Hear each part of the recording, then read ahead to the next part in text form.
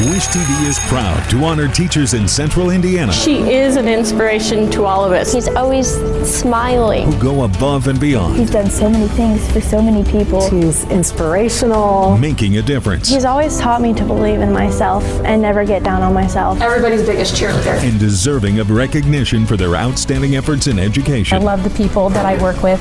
And to know that I've made an impact on somebody's life, it's truly a great honor. It's an honor. I love what I do, and the kids are the ones who make it work. I'm like just so taken aback because I love them so much. The fact that, they love me just as much just means a lot. Sorry, you're going to have to cut that part out. And you are our winner. Oh, thank you so much. From Wish TV and the All Indiana Podcast Network, this is the Golden Apple Awards podcast.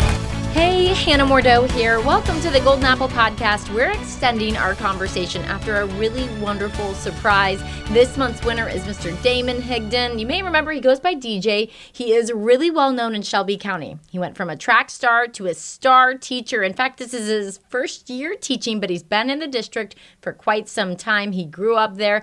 The surprise was a bit hectic. He actually stopped out to get some coffee, so we almost missed him. It all happened really fast, and we thought we'd get to know him a little bit better. So I brought him back onto the podcast. Hey, DJ, welcome to the podcast. Thanks for being here. Thanks. It was good to have me. Thank you. So we just aired this story literally about 2 hours ago. How are you feeling? Did you see it? What are people saying?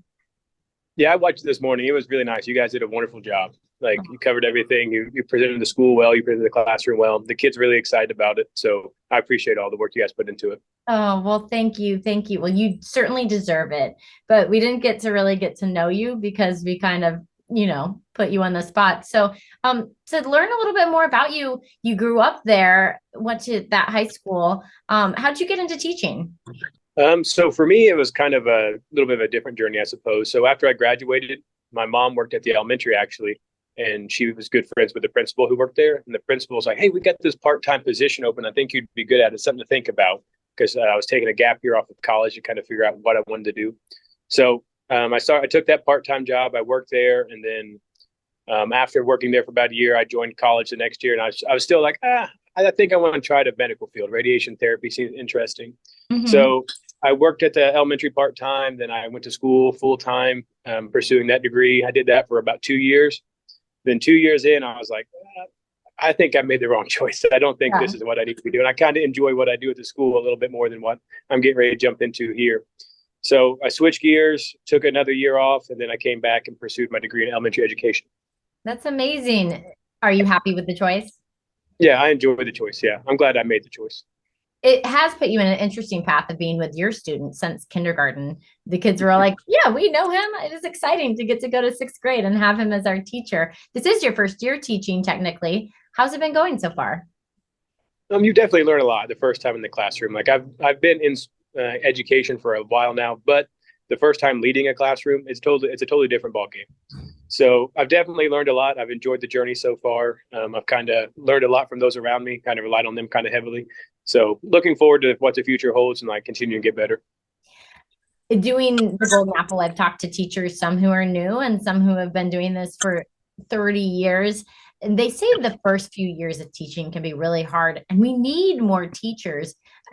What advice would you give maybe other people that are thinking about going into teaching?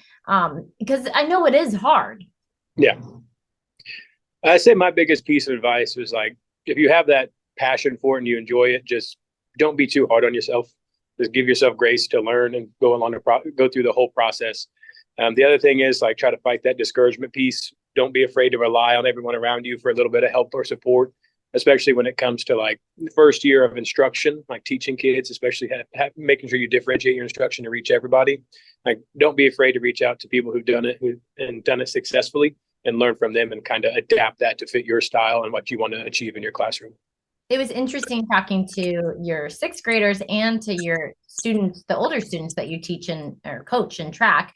And they said that they loved how you were kind of their friend, but you also were serious when you needed to be, but you kind of got down on their level. Have you found that is something that really works? For me, I think that's a hallmark to the way I approach it. I know everyone's different, so everyone's philosophies are going to differ, and everyone's approaches will be different. But for me, finding that mutual respect piece, that's huge, because I feel like you kind of have to earn the respect from the students. It can't be like the old school mentality was kind of like just it was expected, you know what I mean? Mm-hmm. But I think in today's day and age, you got to have a mindset to earn a little bit of mutual respect and show that I don't know, show that two-way street of respect, I suppose, is a good way to say it. I completely agree. Do you think coaching track first help you find that when it came to teaching? I do think so, yeah, because like Mr. Stockman said it perfectly. I try to like meld the two together and like bring aspects of the two in each region or each area. So for me, coming from a coach's perspective and coaching primarily high school kids, I do think help with the transition into the middle school because it's a little bit different than the elementary. Where's that passion come from to be a track coach too and a teacher? I don't know. I love the sport. I've been involved with track since I was a kid. So that's where that passion came from. I started as a throws coach, then I became a head boys coach last year here at Waldron. And I don't know, I really enjoy the sport and I really enjoy coaching. And then a few years back, I got the opportunity to take over the cross country program, which for me was new because I wasn't a runner before I took it over. But I'm going into my 7th year of that now, and like I love it. It's enjoyable. I'm actually becoming a runner too, so I do a lot of running with the kids now. So that's been a bigger journey, I think, because going from someone who was not necessarily a runner, who was kind of a bigger guy, to being able to go out and run with them for the most part has been enjoyable. So as far as where the passion comes from, I don't know. It's just fun.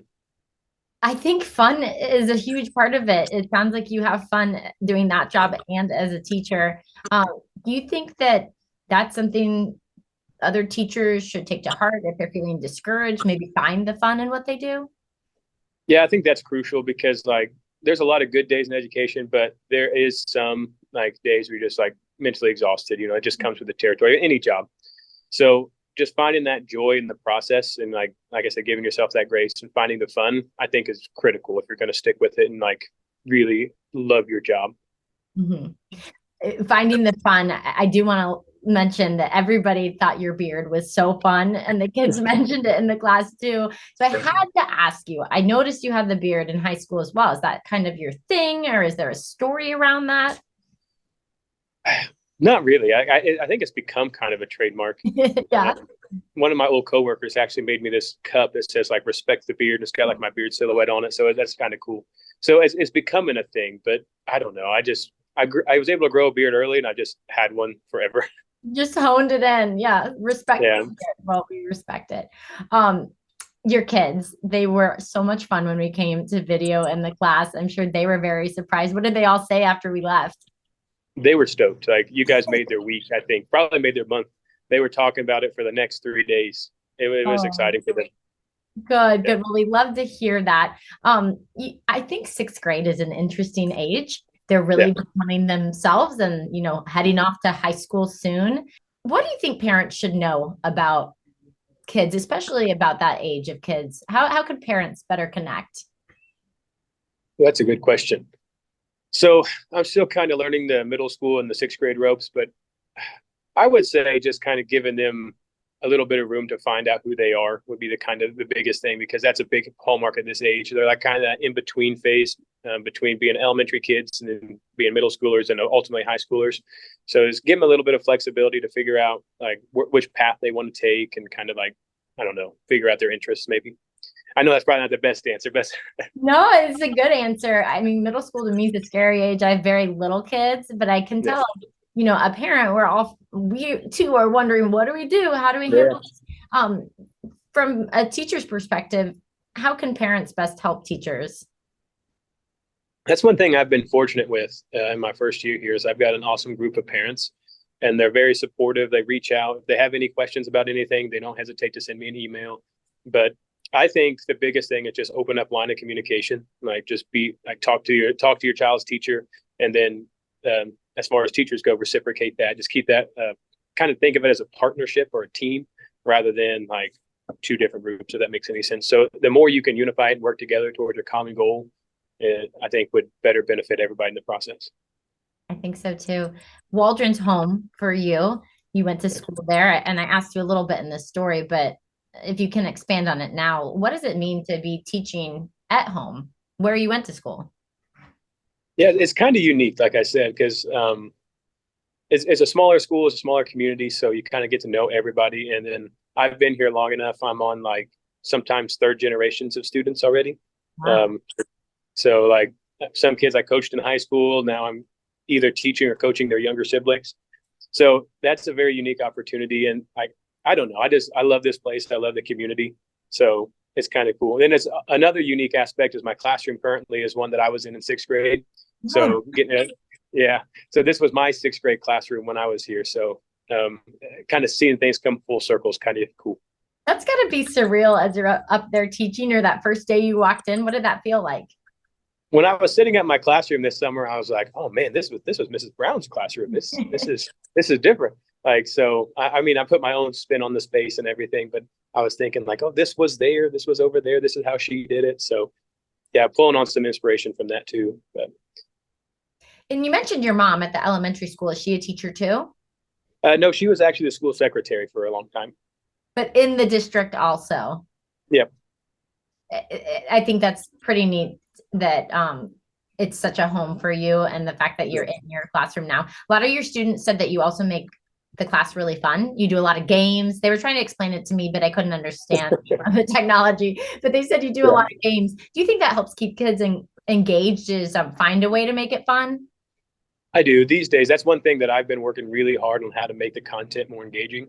Because like I teach math primarily, then I also teach social studies for sixth grade, in addition to computer science. Computer science is a little bit easier to make fun because there's a lot more variability. But traditionally, math and social studies are those boring concepts that no one really looks forward to. So finding ways to make that more engaging, more challenging, and being fun at the same time has been a major goal of mine. And I'm still learning along that path and try to figure that out. But my co-teacher, Miss Mickler, she's also one of my mentor teachers. She is wonderful at that. She integrates games phenomenally. So I've kind of taken a lot of advice from her, and like the progress I've made from the beginning of the year to now in that regards is largely due to like her help and her guidance on that. It sounds like that teachers helping each other and guiding each other is what creates then another new successful generation of teachers. I mean, I'm not a teacher myself, but it just seems that way from talking to so many of you. Is that the case? Oh, without a doubt. Because like I think between the elementary teachers I've worked with for years, and then the high school teachers and middle school teachers I'm getting to know now, I think I've relied on them probably more than ever this first year, just asking advice, asking how they would approach this thing when it comes to instruction, like if they have any different materials or different ways of teaching it that would make more sense. So I think I've had more one-on-one conversations with peers and my co-teachers, mentor teachers now than I ever have. What's the future hold for you? I don't know. That's a good question. My future right now, just looking ahead to finishing this year, starting the next semester strong, kind of learning from the first semester, taking some of the data points that I've accrued from the last group of assessments and just like changing things up a little bit to kind of meet some needs, to meet kids where they're at and challenge some kids. And then as far as like coaching goes, same thing applies. Just keep continuing to grow and keep pushing everybody and pushing myself to get better. I think that's a great goal. Before I let you go, I do want to ask, since you were grabbing coffee and we snuck into your room during the surprise, what were you thinking in that moment when you saw all of us and your family there? Well, at first I came out of the copy room. I had my copies, I had my coffee, and I looked in, I saw my dad, my brother, and my aunt walking in my classroom. I was like, am I hallucinating right now? Like, what's going on? Because my aunt lives in Indy. Then I was like, I don't know. I was just sitting there. I stopped outside the copy room for a minute. I paused and was like, something's up. So I heard a lot of talking. So I walked in and I saw the cameras and I was like, whoa, okay. What is happening? Yeah. It was a bit of a scramble because they were like, he's getting coffee. And I had to make a split second. I'm like, we're going in the class. No, I think that worked out great. Cause like when I watched the video today, I kind of saw my face and my reaction. I was like, yeah, that's how I felt in the moment. I was like, what's going on here? But it was a great, one of the best surprises I've had. So I do appreciate you guys coming down and helping out and like doing all this work. Well, I'm glad to hear that. And we appreciate you. Thank you. Thank you so much. So beard mystery solved, and we cannot wait to see what lies ahead for Mr. Higdon. I'm Hannah Mordo from Wish TV. Every month we take in your nominations for amazing teachers here in Central Indiana who make such a crucial difference in our children's lives. And we want to know if you have a teacher you want recognized, please tell us their story. We encourage students, parents, colleagues, anyone to nominate a teacher for their outstanding efforts in education. You can get all of the details and nominate someone right now at wishtv.com/goldenapple. Be sure to watch every month and listen here on the All Indiana Podcast Network. The Wish TV Golden Apple Awards podcast. Nominate a teacher and learn more at wishtv.com now. Be sure to follow and subscribe to this podcast and discover even more great podcasts now on the All Indiana Podcast Network at allindianapodcastnetwork.com.